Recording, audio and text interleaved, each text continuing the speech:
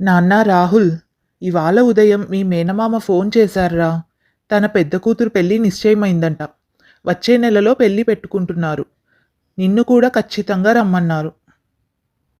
ఏంటి మామ్ నువ్వు మాట్లాడేది? నాకు ఆ పల్లెటూరు అంటే నచ్చదని నీకు తెలుసు కదా. తెలిసి కూడా నన్ను రమ్మని ఎలా అడుగుతున్నావు మమ్మీ?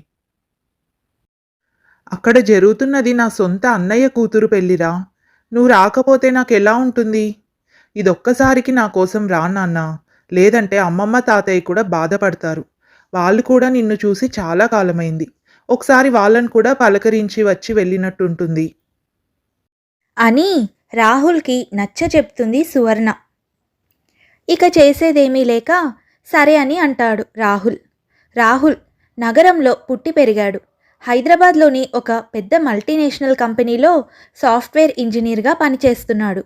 మంచి జీతం. అతడి ప్రపంచమంతా కంప్యూటర్ స్క్రీన్లు, ఉరుకుల పరుగుల జీవితం. ఖాళీ సమయం దొరికితే స్నేహితులతో షికార్లు, పబ్బులు, సినిమా థియేటర్లకు వెళ్తాడు. వారానికి ఒకసారైనా కొత్త రెస్టారెంట్లలో తినడం, ఇదే అతని జీవనశైలి. రాహుల్కు పల్లెటూరంటే అస్సలు నచ్చదు. చివరిసారి పల్లెటూరికి వెళ్ళింది చిన్నప్పుడే, అది వేసవి సెలవులకు. ఇప్పుడు అతడి దృష్టిలో పల్లెటూరంటే నెట్వర్క్ లేని, ఏసీ లేని, వేడి నీళ్లు కూడా లేని ఒక భయంకరమైన ప్రదేశం. అలాంటిది ఈసారి తన మేనమామ కూతురు పెళ్లికి తప్పకుండా వెళ్ళాలి అని తన తల్లి ఒత్తిడి చేయడంతో తప్పనిసరి పరిస్థితుల్లో బయలుదేరడానికి సరే అన్నాడు. ఆ పల్లెటూరు గురించి ఆలోచిస్తూ మనసులో ఇలా అనుకున్నాడు. అమ్మేమో పెళ్లికి ఖచ్చితంగా వెళ్ళాలి అంటుంది. ఏం చేయాలి నేను ఇప్పుడు అక్కడికి వెళ్ళి? అక్కడ ఫోన్ సిగ్నల్ కూడా సరిగ్గా రాదు. ఆఫీస్ వర్క్ కూడా చేసుకోలేను. ఏసీ కూడా ఉండదు.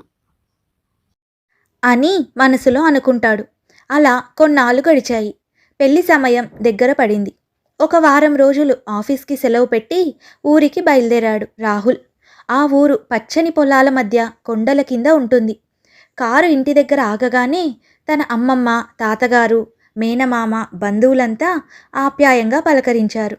ఇల్లంతా గోడలకు నిలువెత్తున ఉన్న బియ్యం బస్తాలు, గడ్డివాములు, పెరట్లో ఉన్న పశువుల శాల చూసి రాహుల్కి కొత్తగా ఆశ్చర్యంగా అనిపించాయి. కొత్త ప్రదేశం కావడంతో పడుకోవడానికి ఎంతగా ప్రయత్నించినా నిద్ర పట్టలేదు. దోమలను కొట్టడంలోనే అతడికి సగం సమయం గడిచిపోయింది. మరుసటి రోజు ఉదయం నిద్ర లేచాడు రాహుల్. మేనమామ కూతురు పెళ్లి పనులు జోరుగా సాగుతున్నాయి. మనుషులతో ఇల్లంతా కిటకిటలాడుతోంది. రాహుల్ మాత్రం తన ఫోను, ల్యాప్టాపు పట్టుకొని ఒక మూలన కూర్చొని ఉన్నాడు. అందరూ ఎవరి పనుల్లో వాళ్ళున్నారు. అంతలో రాహుల్కి ఒక అమ్మాయి కనిపించింది.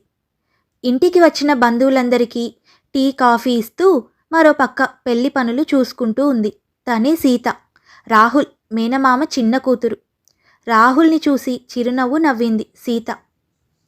ఎలా ఉన్నారు బావా అంటూ పలకరించింది. అత్తయ్య చెప్పినట్టే ఉన్నారు. మీరు కాఫీ టీ తాగరట కదా, పాలు కలుపుకొని వస్తాను అని అంది సీత. రాహుల్ ఆశ్చర్యపోయాడు. తన గురించి ఇంత తెలుసా అని. రాహుల్కి సీతతో ఎక్కువ మాట్లాడే అవకాశం రాలేదు.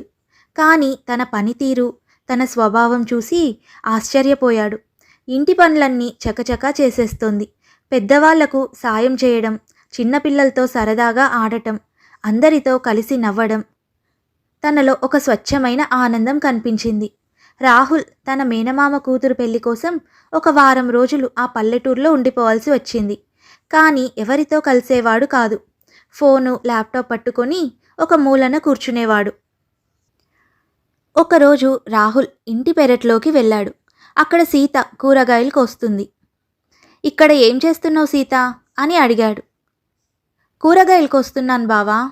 ఇవన్నీ మన పెరట్లో పండించినవే.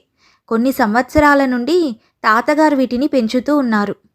మీరు నగరంలో అయితే మార్కెట్కి వెళ్ళి ప్లాస్టిక్ సంచులలో ప్యాకింగ్ చేసిన కూరగాయలు కొంటారు. కానీ ఇక్కడంతా ఇంట్లో పండించిన కూరగాయలు తింటారు. అవును సీత, పల్లెటూరులో ఉన్నట్టు స్వచ్ఛమైన ఆహారం మాకక్కడ దొరకదు. అంటాడు రాహుల్.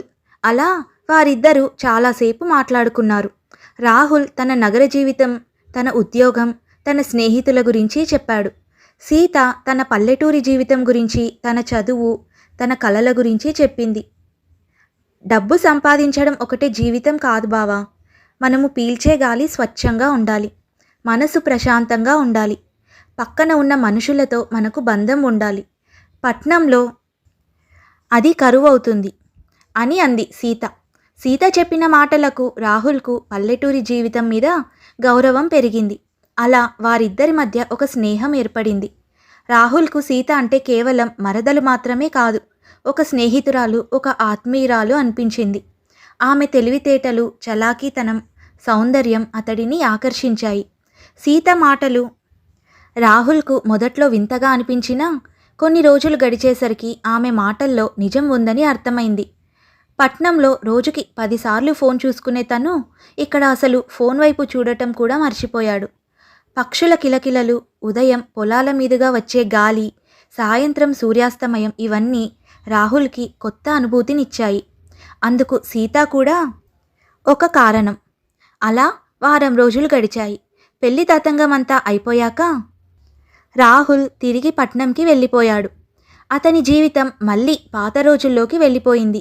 కానీ ఈసారి ఏదో లోటు అనిపించింది. ప్రతిరోజు సీతకు ఫోన్ చేసి మాట్లాడేవాడు. ఆ మాటలు ప్రేమగా మారడానికి ఎక్కువ రోజులు పట్టలేదు. వాళ్ళ ప్రేమకు ఇరువైపుల కుటుంబాలు అంగీకరించాయి. రాహుల్ పల్లెటూరు అమ్మాయిని పెళ్లి చేసుకుంటానని చెప్పినప్పుడు అతని స్నేహితులు నవ్వారు. కానీ రాహుల్ తన నిర్ణయంని మార్చుకోలేదు. అలా 1 నెలలోపే వాళ్ళిద్దరికీ పెళ్లి జరిగింది. పెళ్లి తర్వాత సీత పట్నంకు వచ్చింది. కొత్తగా పెళ్ళైన వారి జీవితం ఎంతో సంతోషంగా మొదలైంది. కానీ కొన్ని రోజులు గడిచేసరికి సీతకు పట్నం జీవితం చిరాకుగా అనిపించింది. ఉదయం లేవగానే పక్షుల కూనిరాగాలు వినపడవు. పక్కనే ఉన్నవారి ముఖాలు తెలియవు. కిందకి వెళ్తే సిమెంట్ రోడ్లు, వాహనాల శబ్దాలు, పొగ. ఇవన్నీ సీతకు చాలా ఇబ్బందిగా అనిపించాయి. పల్లెటూరులో ఆమెకు అలవాటైన స్వేచ్ఛ, స్నేహం ఇక్కడ కరువయ్యాయి. రాహుల్ ఆఫీస్కి వెళ్ళిపోతే ఇంట్లో ఒంటరిగా కూర్చోవాల్సి వచ్చేది. ఒకరోజు రాహుల్ ఆఫీస్ నుంచి ఇంటికి తిరిగి వచ్చాక సీత రాహుల్తో ఇలా అంటుంది. నాకిక్కడ ఏం బాలేదు బావా. పల్లెటూరులో ఉన్నప్పుడు ఎంతో సంతోషంగా ఉండేదాన్ని. ఇక్కడ ఏదీ నాకు నచ్చడం లేదు. రోజంతా ఈ ఫ్లాట్లో బందీగా ఉన్నట్టు ఉంది. మొదట్లో అంతే ఉంటుంది సీత. నిదానంగా అంతా సర్దుకుంటుంది. నీకు బోర్ కొట్టకుండా నేను రోజూ సాయంత్రం నిన్ను బయటికి తీసుకువెళ్తాను అని చెప్పి సీతను సముదాయించాడు రాహుల్. అలా కొంతకాలం గడిచింది. రోజురోజుకి రాహుల్ ఉద్యోగం మరింత ఒత్తిడిగా, విశ్రాంతి లేకుండా మారింది. రాత్రి పొద్దుపోయిన తర్వాత కూడా ఆఫీస్ నుండి ఫోన్లు రావడం, శని ఆదివారాల్లో కూడా ల్యాప్టాప్ ముందు కూర్చోవాల్సి రావడం అతనికి అలవాటైపోయింది. కొన్నిసార్లు రాత్రింపవళ్ళు పనిచేసేవాడు. సరిగ్గా నిద్ర ఉండేది కాదు. తినడానికి కూడా సమయం దొరికేది కాదు. ఒక రాత్రి రాహుల్ ఆఫీస్ నుండి వచ్చి అలసిపోయి సోఫాలో పడి నిద్రపోయాడు. ఆ క్షణం సీత మనసు ఎంతో బాధపడింది. డబ్బు కోసం మనిషి జీవితాన్ని కోల్పోతున్నాడు అని తనకు అర్థమైంది. మరుసటి రోజు రాహుల్ ఆఫీస్ నుండి రాగానే సీత ఇలా అంటుంది. నేనొకటి అడగాలనుకుంటున్నాను బావా. ఏంటి సీత, చెప్పు. నువ్వు సంతోషంగా ఉన్నావా బావా అని సీత అడిగిన ప్రశ్న రాహుల్ను ఒక్కసారిగా ఆశ్చర్యపరిచింది. ఎన్నాళ్ళవుతుంది నువ్వు ప్రశాంతంగా నిద్రపోయి, కడుపు నిండా తిని, నవ్వుతూ మాట్లాడి? ఉద్యోగం, డబ్బు అంటూ నిన్ను నువ్వే కోల్పోతున్నావు.